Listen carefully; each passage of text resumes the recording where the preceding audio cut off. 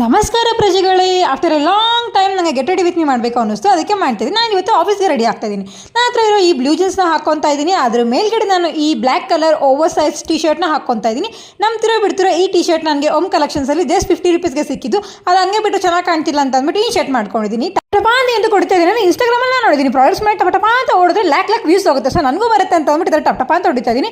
ದೊಡ್ಡದಾಗಿ makeup ಮಾಡ್ಕೊಡೋದು, body lotion first ಹಚ್ಕೊತಾ ಇದ್ದೀನಿ. ಅದಾದಮೇಲೆ ಮಾಯ್ಶ್ಚರೈಸರ್, ಆದಮೇಲೆ ಸನ್ಸ್ಕ್ರೀನ್ ಆ್ಯಕ್ಚುಲಿ ಖಾಲಿ ಆಗಿದೆ. ನಾವು ಮಿಡಲ್ ಕ್ಲಾಸ್ ಪೀಪಲ್ಸ್ ಹೆಂಗೆ ಅಂತಂದರೆ ಅದು ಖಾಲಿ ಆದರೂ ಅದರಲ್ಲಿ ಎಂಡಿಂಗ್ ಪಾಯಿಂಟ್ವರೆಗೂ ಅದನ್ನು ನೀಟಾಗಿ ಪ್ರೆಸ್ ಮಾಡಿ ತೆಗಿಯೋವರೆಗೂ ನಮಗೆ ಸಮಾಧಾನ ಆಗಲ್ಲ. ಸೊ ಅದನ್ನೆಲ್ಲ ತೆಗೆದು ಅದನ್ನ ಹಚ್ಕೊಂಡು ಆದಮೇಲೆ ಲಿಪ್ಸ್ಟಿಕ್ ಹಾಕ್ಕೊಂಡು ನಾನು ಇಲ್ಲಿಗೆ ಹೈಯಾಗಿ ಪೋನಿಟೈಲ್ ಹಾಕ್ಕೊತಾ ಇದ್ದೀನಿ. ಹಂಗೆ ಹಾಕೊಳ್ಳೋದ್ರೆ ಸ್ವಲ್ಪ ವಾಲ್ಯೂಮ್ ಚೆನ್ನಾಗಿ ಕಾಣುತ್ತೆ ಅನ್ನೋ ನಂಬಿಕೆಯಿಂದ ಹಾಕ್ಕೊತಾ ಇದ್ದೀನಿ. ನೀವು ಒಂದ್ಸರಿ ಟ್ರೈ ಮಾಡಿ, ಚೆನ್ನಾಗಿರುತ್ತೆ.